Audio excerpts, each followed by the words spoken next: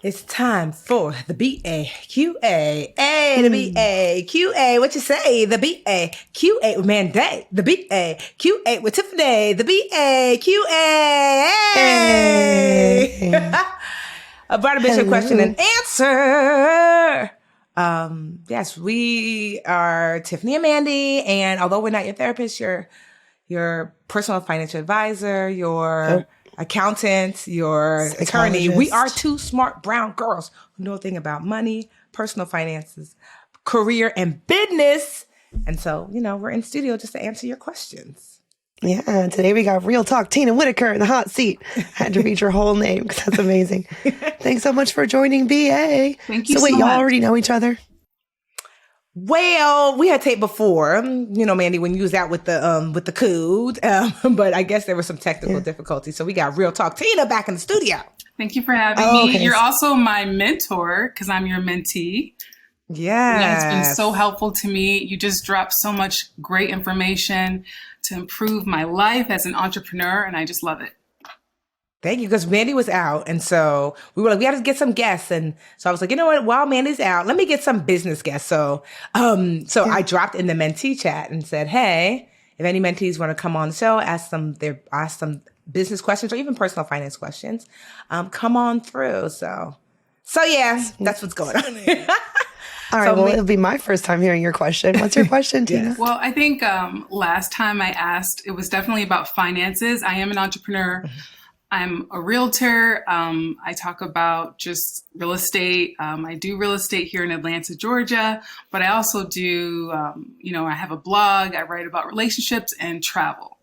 So the market has slowed a bit. It's still a great market, but it definitely was a transition for me. And my finances were not good to start with after the pandemic. I had some health issues. I had surgery. And I was just getting back from that. And then now my income as an entrepreneur, real estate agent has stopped completely. So it's not just like I had debt before. Now I'm late on my rent, and they don't have a ban where if you're late on your rent, you don't get evicted. They start that process right away. So I'm just wondering what to do. I'm trying to, try to get clients and trying to do all these marketing. And meanwhile, I'm dealing with, where do I live? How do I pay off my debt? How do I keep my car? And my family's getting tired of me. So it's stressful. Well, first I want to say, honestly, Tina, it's so crazy that you said this, because I just saw an article today, literally, like on, I think it was Yahoo Finance, and it was like, I forget what percentage of realtors are late on their rent. Wow. It's a number that they're watching, like as an indicator to what's happening in the housing market, because less homes are being sold. So homes are being sold for, home prices are going down, not rapidly so, but they're going down, and less people are listing because, they said, the listing numbers are down to like 2020 levels. Wow. Yes.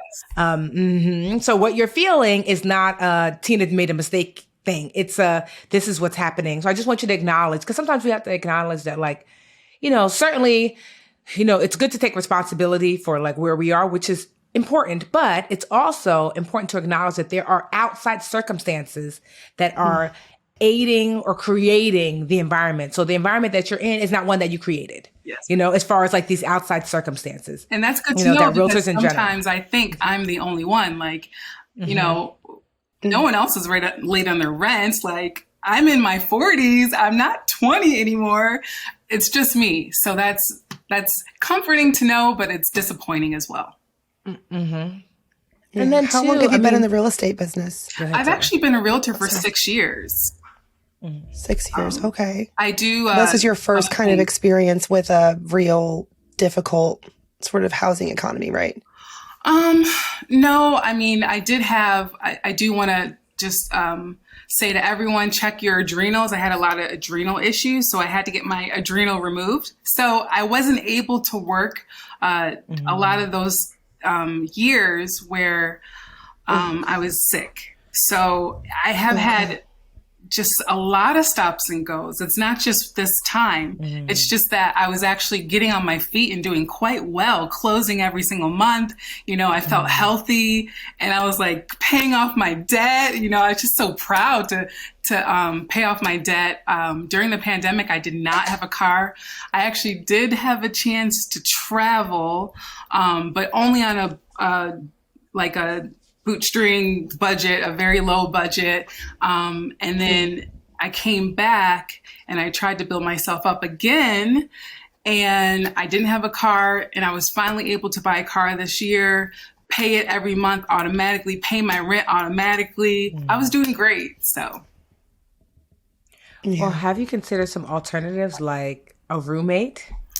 I'm glad you said that. Because I'm 42, and I just feel like during college was probably the last time I had a roommate, and it was just so problematic.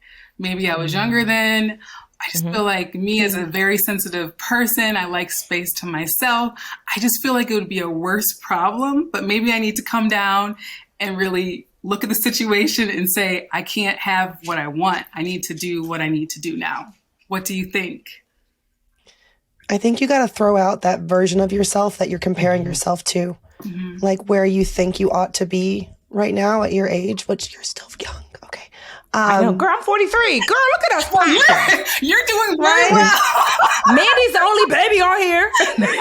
But Tiffany wasn't always doing well. Tiffany, No, not at all. on. Girl, I had we like both 7 had our roommates. rock bottoms. Yes. But you really, I think it's like, we think we're comparing ourselves to like Instagram models, but I think so often it's like that version of ourselves that we think we ought to be wherever we are in our lives. Because that person, like comparing yourself to her and where you think you are, like that's holding you back from saving yourself and from, taking the steps. It's only temporary. Like you're going to get back on your feet. The housing market will bounce back. It does. But for now, I think it's about what are the resources you can lean on for help because you need help.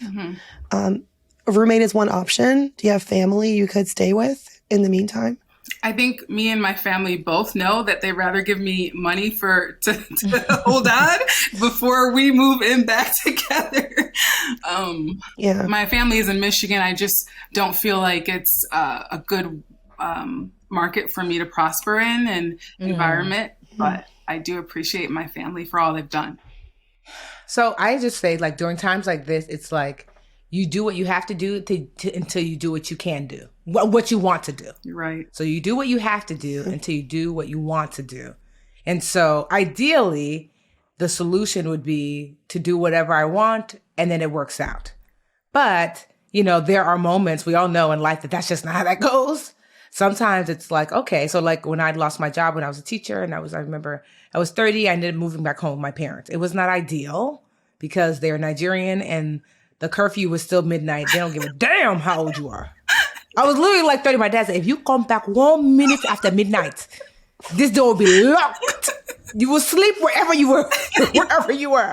I was like, what kind of life is this? It was a life of a 30-year-old who didn't have the mortgage money for her place. And if I was going to live with my parents, this is what the rule was. Yes. Then I moved in with my sister for like a year. I told her 3 months. She was like, girl. After like a year, she was sick of my stuff. It was like, get out.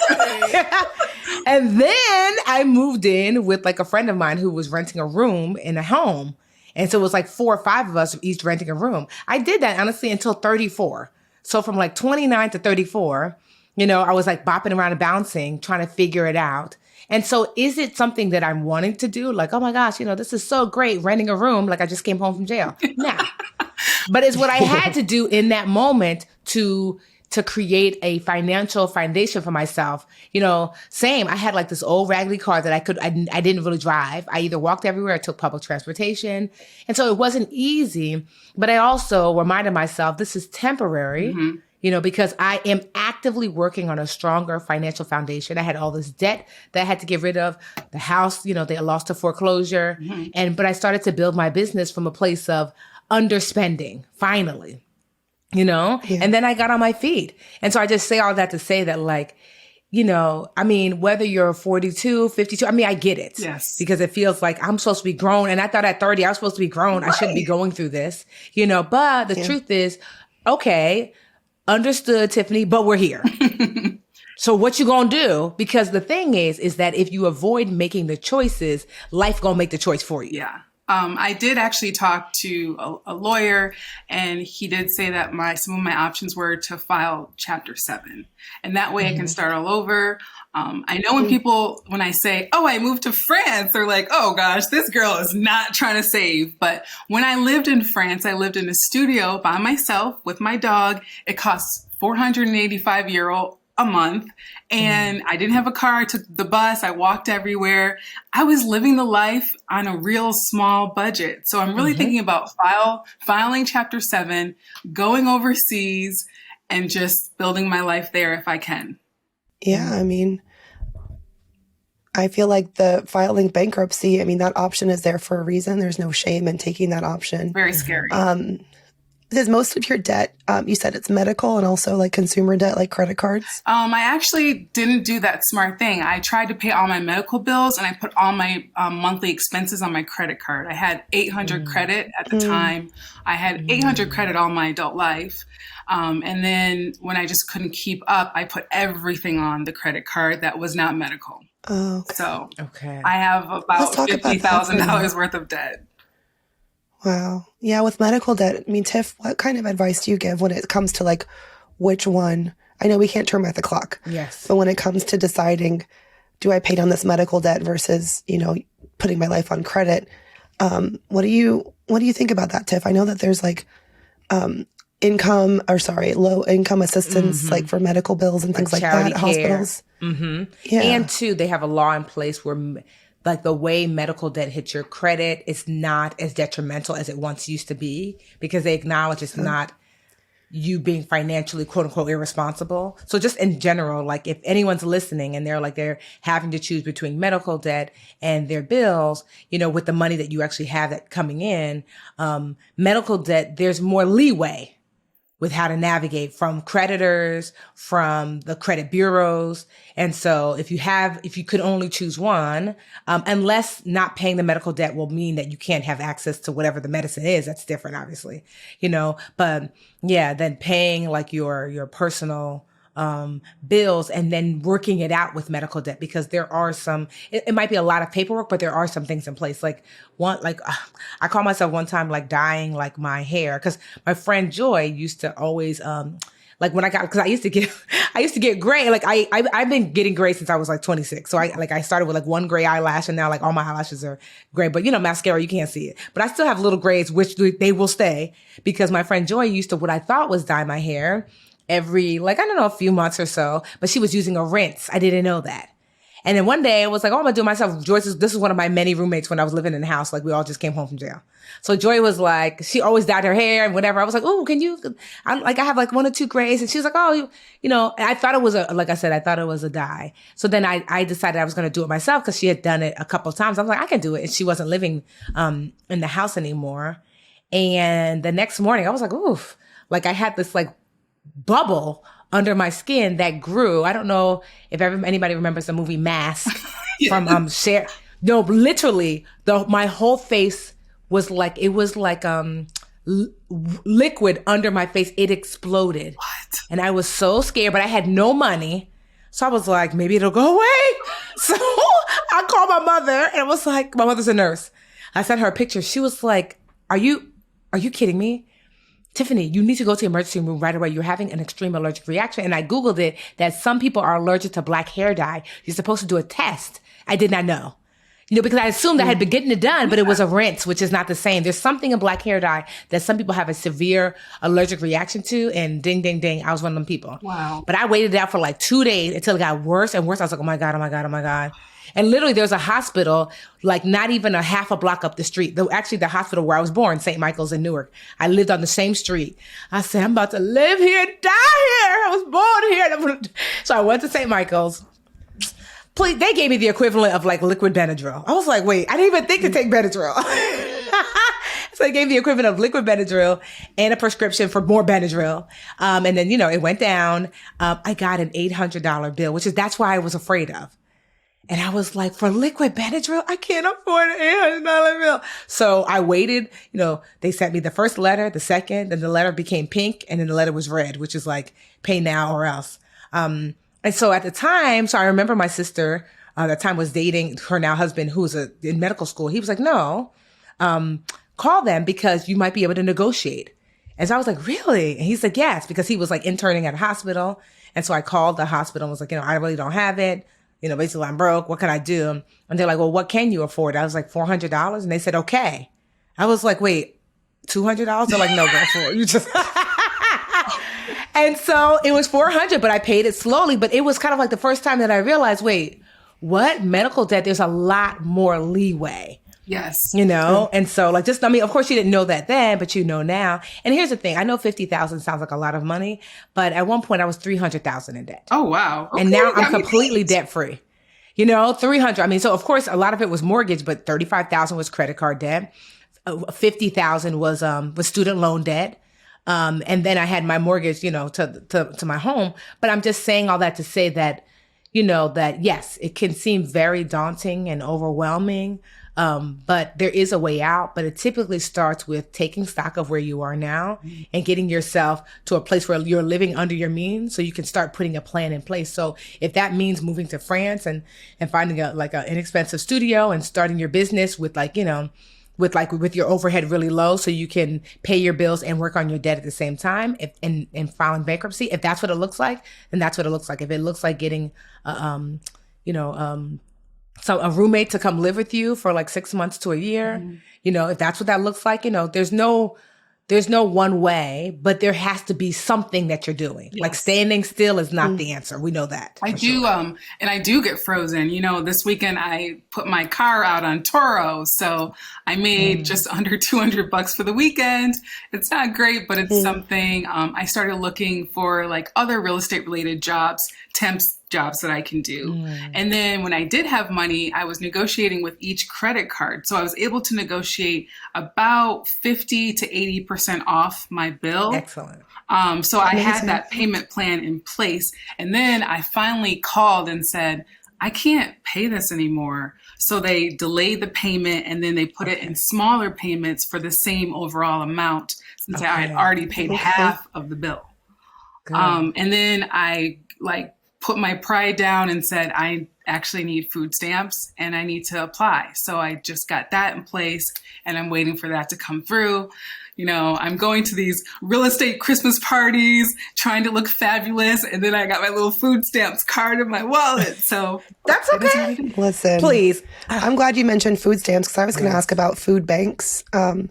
Or any other, even rental assistance programs. I know that the moratorium on evictions because of the pandemic, there were like nationwide and statewide moratoriums where they wouldn't evict people. Those have now expired, but for the most part.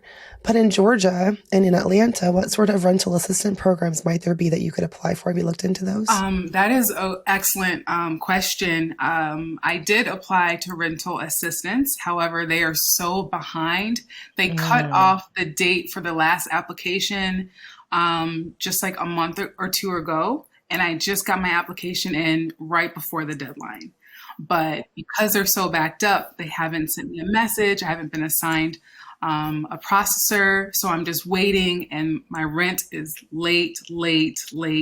And they don't understand that I have to wait and they have to wait. It doesn't make sense. So I have my court date of when I will go get the eviction and hopefully that the rental assistance comes before the court date.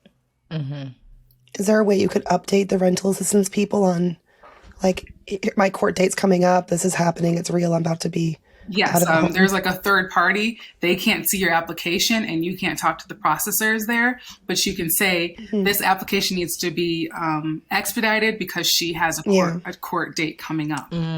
Good. You want to be a squeaky wheel. Yes. I feel like with this situation. Yeah. I get it though. It's like emotionally exhausting and you have to be on top of everything yourself. It's like whack-a-mole, financial whack-a-mole. There's an episode of Brown Ambition where I had a realtor who has a show on HGTV. God, what's her name? it was incredible. I don't know if you heard that episode, but she was a realtor during the Great Recession, during the housing crisis of 2006 through 8.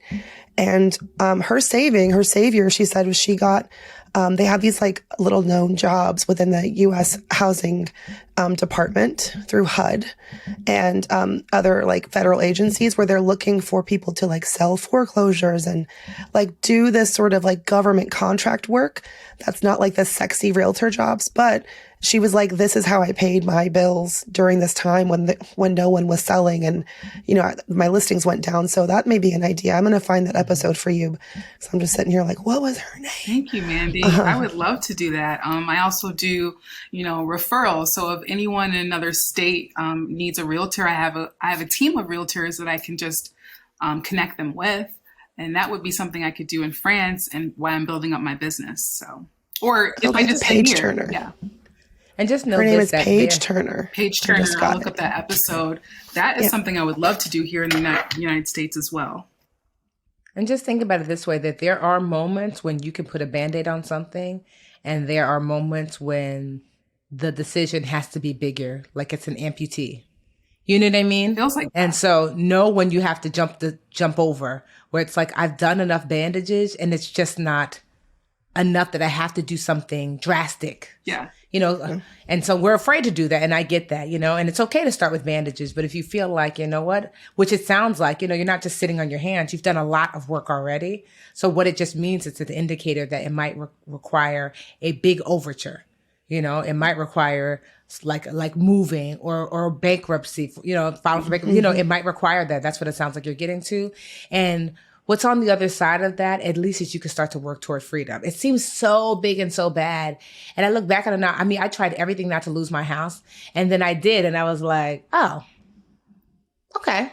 It wasn't so, you know what I mean? Like, because here I'm now, I'm in a house now. You know what I mean? And it was like, knowing what I know now, I'm not going to lie. I wish I would have let it go sooner because I threw tens of thousands of dollars at a house that I was no longer going to keep. Like at least $30,000 because I took all the money out of my retirement account. So put it toward the house to save it, only to lose it. And I was like, oh man, I could have lost it the year prior or whatever and kept my $30,000. Yeah. You know? And so sometimes the bandages do more harm than good. So just consider that, like, you know what? It might be time to take this big leap because these bandages might actually just be elongating, you know, and making the situation worse. Well, this is confirmation. I really appreciate that. Everything you guys have said, I'm going to apply and get moving. We're glad you Literally. came on, Tina. You have everything you need to bounce back. Yes. Thank you for being so candid and for sharing so openly too. Because I know that you're not alone.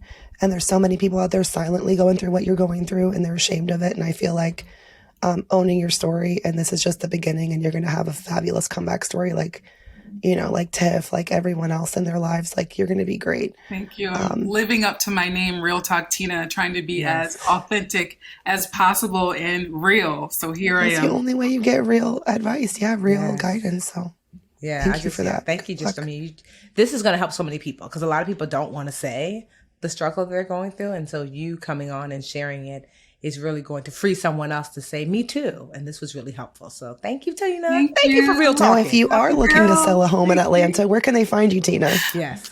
Just in case we got some listeners. Oh, yes. In Atlanta. Well, I'm in Atlanta. You can find me. I live in Midtown right now.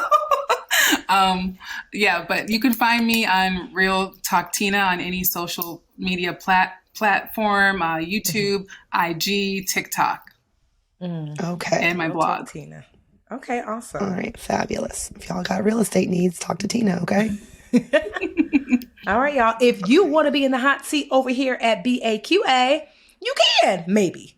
You have to be like Tina and send us either an email to brownambitionpodcast.com. There is a Ask Us Anything or contact us. And so you can send a note there. We can read your stuff aloud. And you can hit us up on Instagram, Bound Ambition Podcast. And if you send us a voice note, our producer, Imani, will take a listen.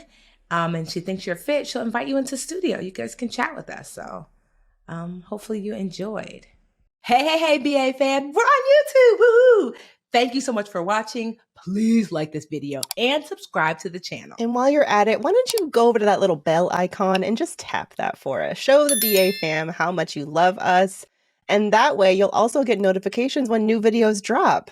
Also, share the channel with a friend. We're always like, tell a friend, tell a friend, tell a friend. And thank y'all so much again for all the support.